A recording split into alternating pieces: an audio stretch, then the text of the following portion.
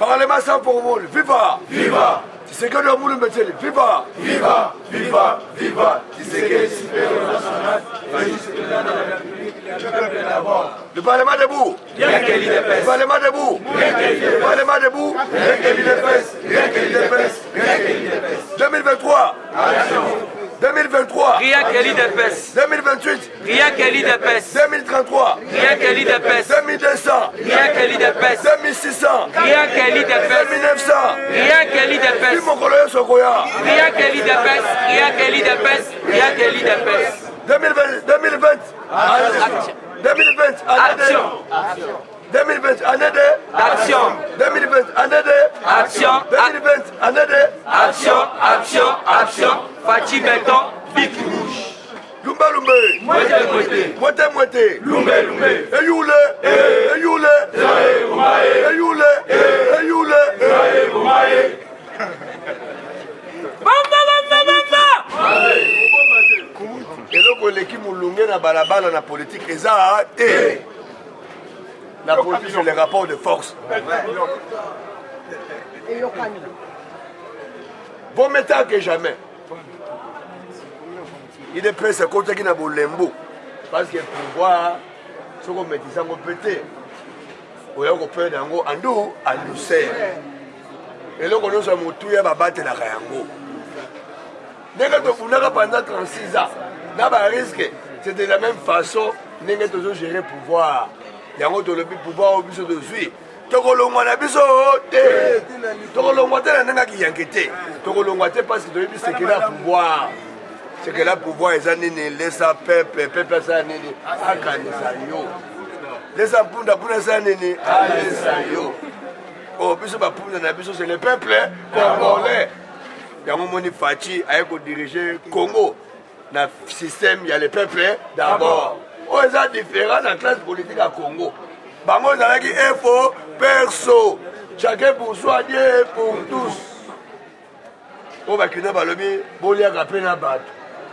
est-ce que PPD ale na bato cash baleki na bato lamuka baleki na bato peuple congolais azwi mutu oyo azolesa ye mutu oyo ayebi valeur ya bomoto ya Congo yango moni Fachi alobi l'homme congolais au centre de tout donc so akanisi azokanisa d'abord le peuple congolais acte nous a opposé il faut d'abord le peuple yango moni na batika batuni ye na coalition na le peuple d'abord yo kopona nini arépondre bango calmement ngai nakopomona le peuple d'abord parce que force nanga eza na le peuple d'abord oh le peuple d'abord le point de l'opérationnel il faut Fachi apposer ba acte de bonne volonté yango moni Fachi na gestion na ye azosalelaka oyo testament papa tikelaka biso le peuple d'abord toki mpe Fachi te aza président de la République il est au-dessus de la mêlée aza na bacharge ebele na Congo na Afrique te bible elobi tes ennemis d'hier vont te bénir aujourd'hui même tes ennemis vont témoigner. Est-ce que l'Union africaine alingaki te pesa son pouvoir? Jamais. Bato bino boyi bapomba mokili bakanisa un jour il devait son pouvoir.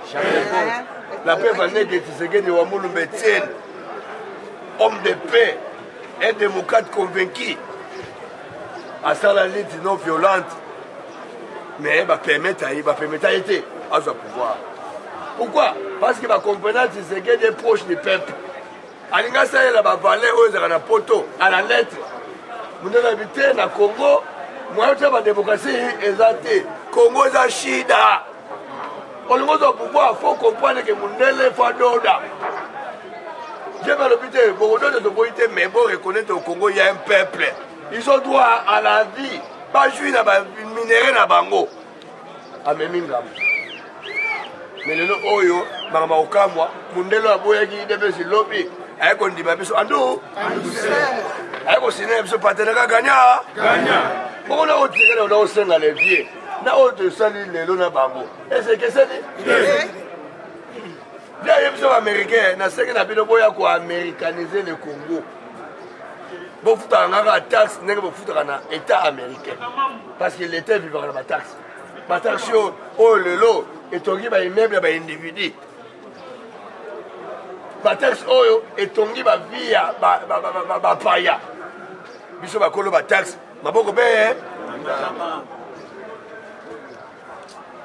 baaméricain babi ah oui azopesa makanisi mwa malamu mais tipo aza trop dangereux koma mutu mokolo baninga bazalaka so bazokola mayele yosala nini ngwasumo esala nini mais ye azokola mayele yosala nini ngwasumo ezokoma fibo nde babino tipo oyo aza mabe koleka lumumba so lumumba bengana biso na loba soki ye azwi pouvoir ese na minute oyo papa kobule so oyo kolia nde omoni baaméricain bi te afo mutu azobamama bien mais fo mutu lelo oyo makambo ya Tshisekedi yango basigné na biso partenariat gagnant na oyo bien ayebisaki bango na oyo Félix asigné na bango siko oyo malamu ezalaki mpo na bango oyo malamu mpo na bango ezalaki ya nani ezalaki ya vie mais lelo oyo biso na bango mbeli on ne peut pas vivre à base clos on ne peut pas vivre à base clos nous sommes condamnés à collaborer, à coopérer avec les restes du monde. Il y a un moment Congo, où ils ont qui et les lignes à Pamba, mais là au Congo comme Fibo. Union africaine. Papa, Bangonde va comprendre que ce Congo est éternité. Bonne attention ici. Bonne attention. Bonne à la Awa, éternité. La service de la sécurité, la police, les combattants ont un parlement debout. C'est viva! Viva! Lumbe! Tout tenir compte, il y a besoin de ça, Manibandate. Pouvoir Fachi, et ça, mini la République démocratique du Congo. Oui, c'est bon. Babisi est premier vice-président. Ça m'a bêté. Mais ce qui est essentiel, Fachi, si le plan national a reçu le mandat naïe, c'est aussi une réponse. Il y a quand même ça va tenir sur Fachi. Fachi, beaucoup de naïe. Ils sont une africaine tout simbié. Pourquoi? Parce que tant que le Congo est à genoux, c'est toute l'Afrique qui est à genoux. Pour Afrique tellement, il faut que le Congo soit un élément. Pour mettre que jamais dans le baki. Dieu merci, les Africains vont reconnaître que le Congo est un pays leader. Il y a un moment où Sasso et RDC, sur le plan continental, ils ont que des obstacles. De deux, pour Fachi, avant de se faire, il faut na Kati, il y a IDPS d'abord, parce que pour défendre Fachi, ils ont d'abord IDPS, ils ont cacheté, ils ont FCCT. C'est d'abord nous les combattants de l'IDPS. Oh, on a IDPS, la politique du jour au jour. Les combattants. Donc force à IDPS, force à Fachi, c'est les parlementaires des groupes. Que nous sommes. Et là, quand on est là, mingi. IDPS, on a dit pour qui pour na nini. Pour qu'on t'aborde à boire 100 jours. Bana va aussi même misala mokozamboka. Dans la presse, IDPS a eu Soutouka, kaka vendredi. IDPS a eu Soutouka, kaka vendredi à lobi awa. Nini, totambola nani. Toyeba, na Kamere, na ministre de Finance, na zolo babo solo. Kamere a l'église à top Congo, puis misala salami à 70%. Et le conseil de Kokoso, ministre de Finance, a bloqué Nini, Mbongo. Moi, je continue Misala. Oh, tout le monde sait. Nous devons déranger Misala Félix. Et ça, ministre Nini, il y a Finance. Moui Biakala, Ata Yibite. Soka Yoke Bunge, Bakolo Banane, Yé. Yéba le Bino. Oh, Wana, il y a son de mouton. Ngayanga ni nous sommes oui. Comme il y a Taninga, il y a la droit de réponse. Le ministre de la Finance a déclaré à Zanini à l'équipe. Habitez. Bon, on y au moins, première partie, tout de suite, au président qui va. ye oyo alekaki ayebisa bakongolais mbongo yango ekomi te mpo na nini idepesa bino tokoni maloba be bakolo pupo eza banani soki misala esalami te baofinga nani yango idepesa bite totambola nano domoni kabun président ai député ya élu ya mwamba akongoli mpe badepute nyonso ya kisasa basali tourne wana na batourne oyo eza na nkuku ebimi nani ye tokonstate oyo elobamaki na top congo na directeur ya cabinet ya mokonzi ya mboka eza belokuta idepesa amoni kaka 30% ya misala yango moni ntango batamboli baye kosala biso rapport na permanence ekutani mpe na bacombattant depuis janvier 2019 biaka likolo ya nini tozela bulo ozela biso ata bamvelope ndambu mpoza gile oyo yo asuka sanza tozo yango siko otoki na yo mpe te osala no mpe eloko te obundela mpe kongo te yo mpe bapesa yo donc 40% na biso eza na maboko ya directeur ya cabinet mokonzi ya mboka parce que biso moto tamboli tomoni misala esalami kaka na 30%. Donc ya kosamba na ye eza te apesa biso 40%. Eza nango na poche. Le même vendredi wana, le même jeudi, oyo batambolaki lumbe mwete bandaki deja kombata ayokaka te asali nini donc masa bendi mo balaa biso bakombata bakolo masolo tomela bagaz tozwa bariske bayuma na ye kaka yango rando bandaka te sali nini babi samedi tokozongela samedi wana ezali kopesi mbwa asali nini aboyi peuple congolais faut ayebaka komanifester ayebaka korevendiquer comme on dit en français qui ne dit mot comme ça so likambo esala molobelo kote seko oyebi yango seko ndimi yango ko biso makambo esama na Congo tosepela nango te nde omoni réaction esalamaki vendredi na samedi jeudi na samedi ntango bakongo bata baréagir pachara bino c'est une occasion ngai nakosala action te soki nayoki nini sorte donc fo yo kombata oyebaka pati azotalela nde yo soki yo oza no jololo moyeningana aosimbaka biki rouge asimbika oyo biki rouge papa biki rouge eza maloba te biki rouge eza slogan te il faut biki rouge wana ecorrige donc na minute oyo pati akomi na periode ya kocorrige possible osalaki baexamen bino bata cache na FCC une année après asimeli bango biki nini mais po esala mosala il faut lumbe mwete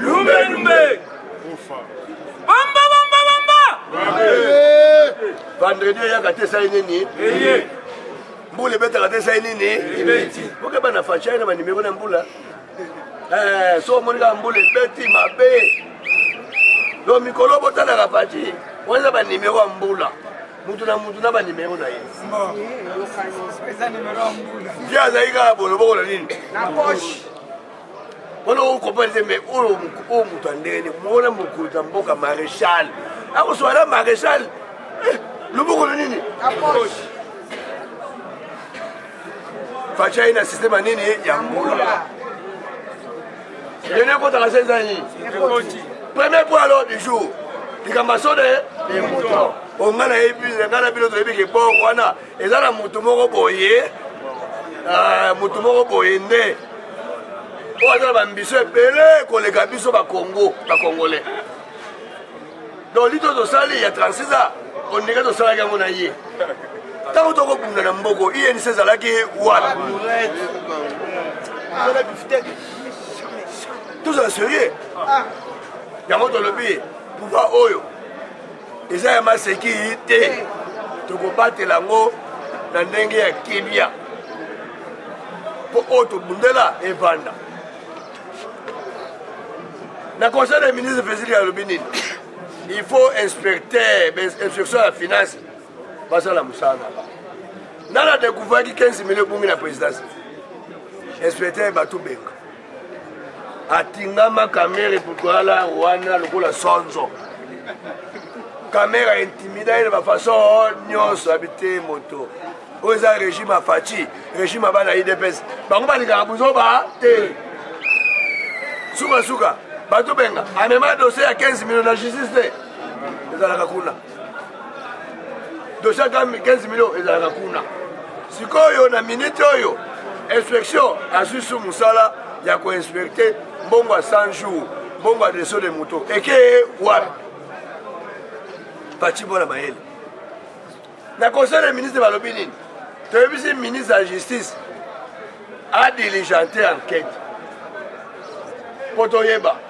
so de moto bashekango ndenge nini nzoka na sambula wana ntango conseil des ministres esili nzoka babore yalaki oba bazwi bambula ya baordonnance pourquoi fatia comprendre que combattant accompagne les jeux combattant tient moulunge na terrain cela veut dire INC FCC cash rando likolo ya rando na bati politiki nini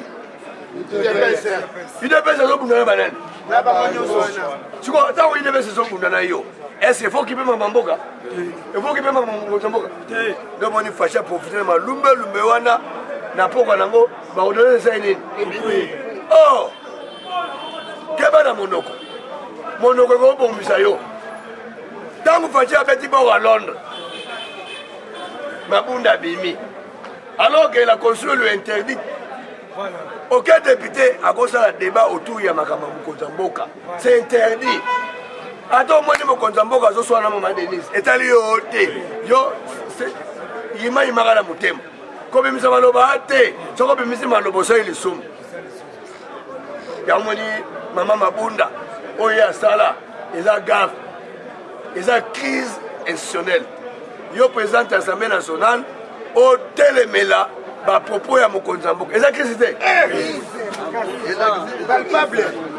mamu aotelemela tatu na balabala ese mama ozokosuli bala nde boyebeli tatu azosala pale kuna eza interdit so tatu azoloba mamu asala nini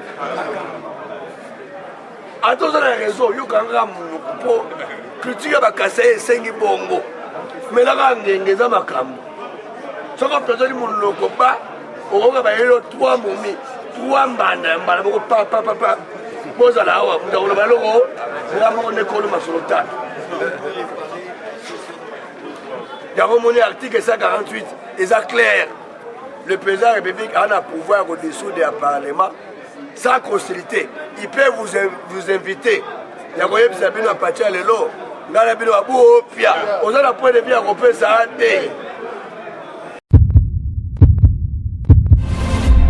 Eshima, votre magazine qui bat au rythme de l'actualité. Une réponse à vos besoins en information, un éclairage dans divers domaines. Impartial, documenté, instructif. Eshima au cœur de l'info. Retrouvez la nouvelle édition.